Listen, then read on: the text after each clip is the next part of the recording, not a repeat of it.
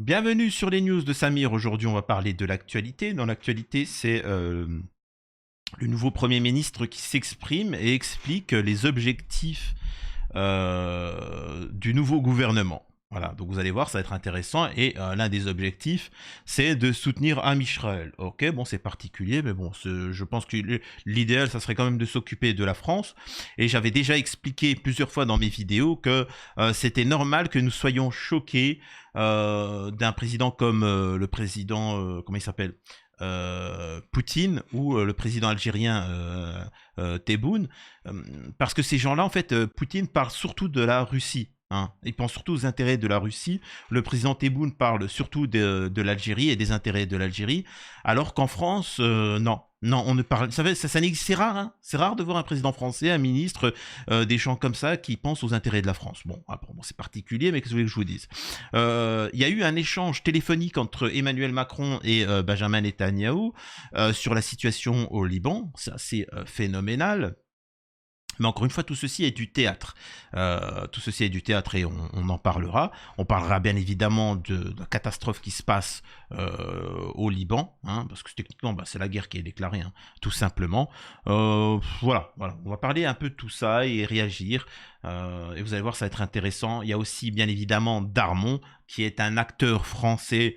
Bon, pas très... un acteur, bon, j'ai envie de te dire, c'est familial. Hein. Il se donne des rôles, des choses comme ça.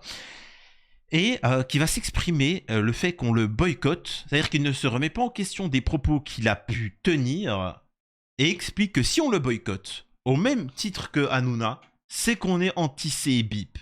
On vit dans une société, et je vous le dis, qui va virer au drame, où des gens, si on se refuse à eux, vont vous dire que vous êtes anti-CBIP.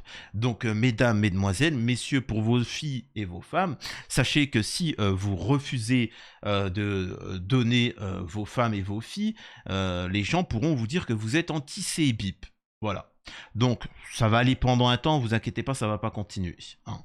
Donc voilà, avant de démarrer la vidéo, je vous invite à vous abonner, laisser un petit commentaire, un like pour le référencement, me rejoindre sur les réseaux sociaux et mes chaînes secondaires. Je rappelle que je suis responsable de ce que je dis, pas de ce que vous comprenez. Et si vous voulez me soutenir, la plus grande chose que vous pouvez faire, c'est vous abonner et demander autour de vous aux gens qui s'abonnent à ma chaîne. Bref. Une fois qu'on a dit ça, on va pouvoir démarrer. On commence par l'hypocrisie d'Emmanuel Macron qui appelle Mini Micron, qui appelle, excusez-moi, Benjamin Netanyahou. Échange téléphonique tendu cette semaine entre Emmanuel Macron et Benjamin Netanyahou.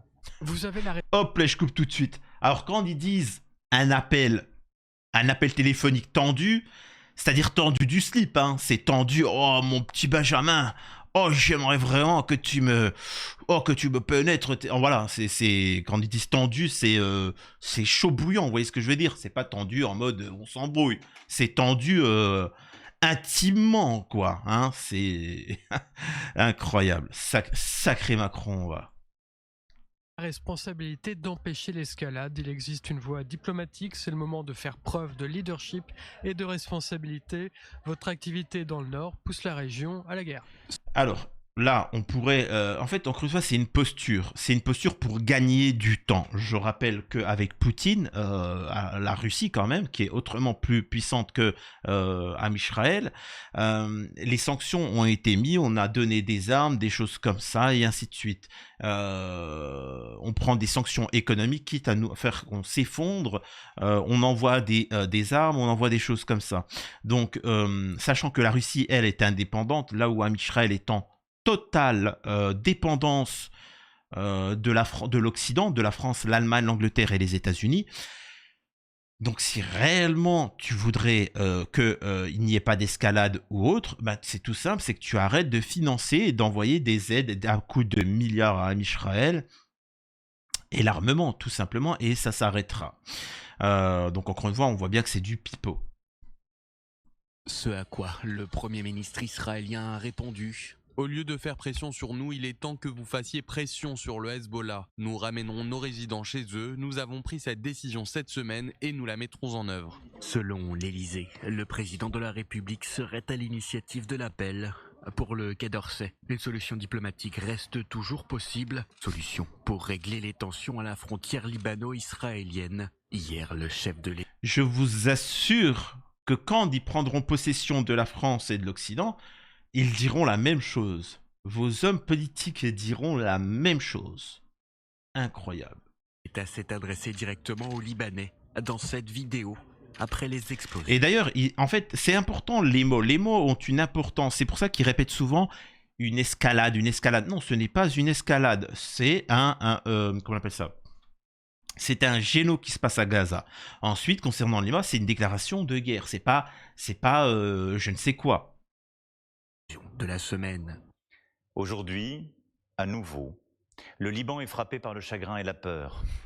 Le chagrin pour toutes les victimes civiles. Alors, encore une fois, là, il vous explique que le Liban est frappé par le chagrin et la peur. Alors, je dois préciser, hein, je dois être honnête, on a chacun des mots différents. Moi, j'appelle pas ça le chagrin et la peur.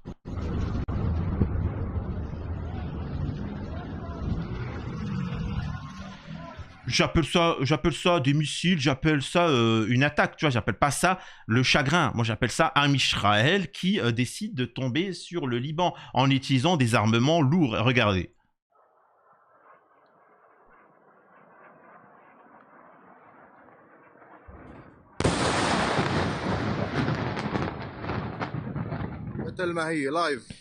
Oh, les gars, ça, c'est pas de la petite bombinette. C'est pas de la petite bombinette. Donc quand il vient dire comme quoi que le Liban est frappé par le chagrin, etc. Non. C'est important d'utiliser les bons termes. Civils des attaques de cette semaine pour leurs proches endeuillés. La peur aussi, celle qu'à la crise économique, à la crise politique, à la crise sociale qui vous affecte, s'ajoute maintenant la guerre. Pourquoi? Alors pourquoi quand il y a eu des difficultés au Liban concernant leur centrale électrique, il n'y a que l'Algérie qui a décidé d'intervenir. L'Occident, etc. ne sont pas intervenus, sachant que ce sont des alliés du Liban. Comment ça se fait que c'est l'Algérie qui a décidé d'aider le Liban? C'est tout simple. Le Ham Israël est soutenu par tout l'Occident et les pays arabes, où certains se couchent, et il y a quelques pays qui décident de soutenir les pays voisins d'Am Israël, c'est-à-dire le Liban, Gaza, etc., la Palestine. Et il n'y en a pas 50. Important de comprendre ça. On continue. Alors que votre pays n'en finit pas de surmonter les épreuves, le Liban ne peut vivre dans la peur d'une guerre imminente. Et je vous le dis très clairement, comme je l'ai dit à tous, nous devons refuser cette fatalité. Une position française qui n'est pas passée du côté de Jérusalem. Le fossé s'était déjà creusé plus tôt cette semaine, après le vote de la France en faveur d'une résolution palestinienne à l'Assemblée générale de l'ONU, appelant à des sanctions et à un embargo sur les armes contre Israël. Encore une fois, peu importe ce qui va être dit, ce qui va être fait, le but de ces gens-là, de Macron, tout ça, c'est de faire durer le plaisir le temps que le nettoyage ethnique soit fait. Faut comprendre en fait le principe. Hein. Ils sont là pour que ça dure le plus longtemps possible, le temps qu'à Israël, qu'il n'y ait plus personne quoi à Gaza et qu'ils puissent attaquer au Liban et que les voilà, c'est important de comprendre en fait que le seul truc qu'ils cherchent à faire, c'est gagner du temps. Nous avons aussi les proxys. Hein, les proxys d'Am Israël qui sont là pour faire la propagande de cet État génocidaire et donc c'est les gens comme Darmon. Regardez ce qu'il dit et c'est juste incroyable. Quand vous dites les réactions sur mes réseaux sociaux, on me reproche quoi en définitive? Qu'est-ce qu'on me reproche quand on m'insulte, fils de... On te reproche de soutenir et de faire de l'apologie du terreau, de faire des choses qui, dans l'autre sens, seraient sévèrement condamnées. C'est ça qui t'est reproché. C'est d'invisibiliser les victimes civiles, c'est d'invisibiliser la souffrance, c'est de légitimer le truc comme ça. Mais encore une fois, ce mec-là va se victimiser. Il va nous raconter des histoires de pogroms. J'ai vécu des pogroms. Ils vont nous raconter des trucs comme ça et ainsi de suite. Incroyable. Je le rappelle. Et ça sera une leçon parce que Darmon et sa communauté, j'espère que ils fanfaronnent, hein, vous les voyez, hein, ils assument, ils sont là, ouais, vous avez vu ce qui s'est passé au Liban, on assume, bim bim boum, ils rigolent. Le problème, c'est que les Occidentaux, ils se sont occupés d'eux, et c'est les pays arabes, les pays musulmans qui les ont, entre guillemets, recueillis, sauvés. Ils ont subi les conséquences de ces gestes-là. Si demain l'Occident, parce que croyez-moi que l'Occident s'en fiche totalement d'Am Israël ou de la communauté juive, hein, faut bien comprendre. Il y a la communauté des radicaux aux États-Unis. Ils sont dans un processus de fin du monde, pensant que Jésus va revenir à la fin des temps et que pour qu'il y ait la fin des temps, il faut que Am Israël existe, que ceci, que cela. Et c'est pour ça qu'ils les soutiennent. Mais vous inquiétez pas que eux, dans leur objectif, c'est qu'une fois que Jésus revient sur terre, ils vont tous les dégommer. C'est comme ça, c'est des oufs. Comment on appelle ça, l'Occident, c'est pour déstabiliser la région, pour qu'elle ne se développe pas, et ainsi de suite. C'est pour couper l'herbe sous le pied de ces gens-là et qu'ils ne se développent pas. D'où les tensions et ainsi de suite.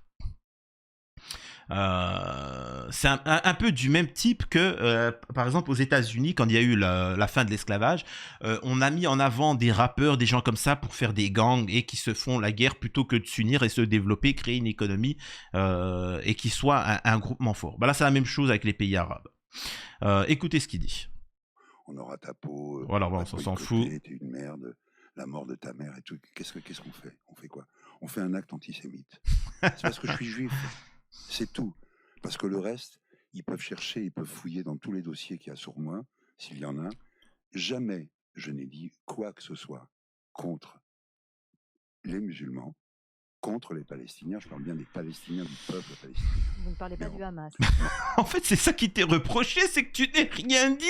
C'est que tu n'aies rien dit, mais que de l'autre côté, tu es quand même parti là-bas à Israël soutenir, t'as pris ton camp.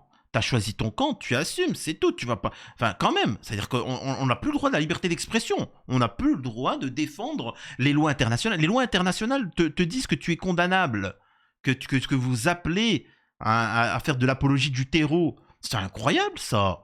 Les mecs, ils se posent en victime alors qu'ils sont hors la loi.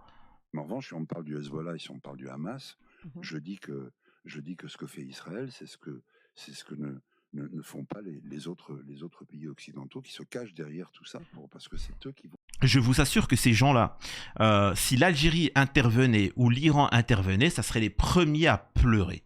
Mais là, ils jouissent parce qu'ils peuvent s'attaquer aux Gazaouis sans défense, etc. Pour en revenir à la politique française, Macron, etc., je ne comprends pas pourquoi on a un individu qui s'exprime, le Premier ministre, et écoutez ce qu'il dit. La sécurité d'Israël qui a été attaquée au cœur, et je suis allé dans les kibboutz moi-même il y a quelques mois, au moment du 7 octobre, la question n'est pas négociable, la question de la sécurité d'Israël, et donc la capacité d'Israël de se défendre.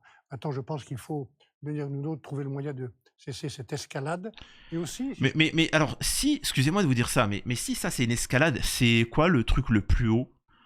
Parce que là, on c'est quand même un géno en cours. Donc si c'est l'escalade, il y a quoi au-dessus? Enfin, je comprends pas, moi. Faut m'expliquer. C'est quoi? Plus de 90% du territoire des bâtiments ont été détruits. Enfin, je sais pas, tu veux quoi faire quoi de plus? C'est pire que à Hiroshima, c'est pire que... Je comprends pas. C'est quoi le... Parce que l'escalade, c'est-à-dire qu'à un moment, il y a un sommet ou comment ça se passe? C'est fou ce qu'il est en train de dire. Incroyable. Alors, j'aimerais vous montrer là cette petite là qui nous a quittés au Liban. Voilà. Je rappelle que c'est eux, hein. C'est-à-dire qu'Israël doit se défendre contre ça. Voilà. Vous voyez, c'est elle. C'est la petite. C'est-à-dire elle fait partie des victimes d'Am Israël. Voilà. Voilà. Voilà quoi, donc contre quoi Am Israël doit se défendre parce que cet enfant leur fait du mal et ils doivent se défendre et ainsi de suite. Qu'est-ce que vous voulez que je vous dise par rapport à tout ça, mis à part que chacun est responsable. Si vous réagissez, vous perdez. Si vous agissez, vous gagnez. Et en ce moment, Am Israël agit. Ils agissent. Et moi, personnellement, ce qui me choque, d'un point de vue extérieur, ils ne peuvent s'en prendre qu'à eux-mêmes. Hein. C'est-à-dire qu'ils ne peuvent s'en prendre qu'à eux-mêmes. Après le Liban, ça sera la Turquie. Ils ont beau dire ce qu'ils veulent, la Turquie, il y a les États-Unis, ils vont vite se calmer. Il y aura la Turquie, il y aura l'Égypte, il y aura ces choses-là. Ça fait longtemps qu'ils auraient dû agir, mais par exemple, l'Europe a fait front commun contre la Russie. Là, on parle pas de bien ou de mal, je m'en fous. Mais là, ils sont dans l'incapacité de faire front commun contre une entité qui veut prendre leur territoire. C'est un fait. Amisraël veut prendre le territoire saoudien, le territoire égyptien et ainsi de suite. Mais ils espèrent qu'en tapinant pour Amisraël, leur territoire ne va pas être pris. Mais si, c'est chacun votre tour. C'est ce qui va se passer. Ce qu'il faut retenir aussi à propos du message de Darmon, c'est qu'en fait, ils ont peur. Ils ont peur que vous vous organisiez, que vous boycottez leurs produits. C'est pour ça qu'il est en train de paniquer en disant c'est anti-CBIP, vous boycottez mes films, etc. Continuez à le faire. Par contre, tout le reste, vous remarquerez que ça ne les dérange pas. D'aller manifester, de dire ceci ou cela, ça c'est du blabla. Il faut s'organiser et faire valoir vos intérêts. Et vous ne le faites pas. C'est aussi simple que ça. Voilà. À vous d'en conclure ce qu'il y a à conclure, de voir ce qu'il en est politiquement en France. Mais voilà, il n'y a rien de plus à dire, mis à part qu'on constate au fur et à mesure l'avancement de ces colons. Et voilà. À la prochaine sur les news de Samir, j'espère que ça vous a plu. Je compte sur vous pour laisser un petit message, me dire ce que vous en pensez. Encore une fois, c'est mon point de vue. Après, le vôtre vaut ce qu'il vaut, hein, mais n'imposez rien. À la prochaine.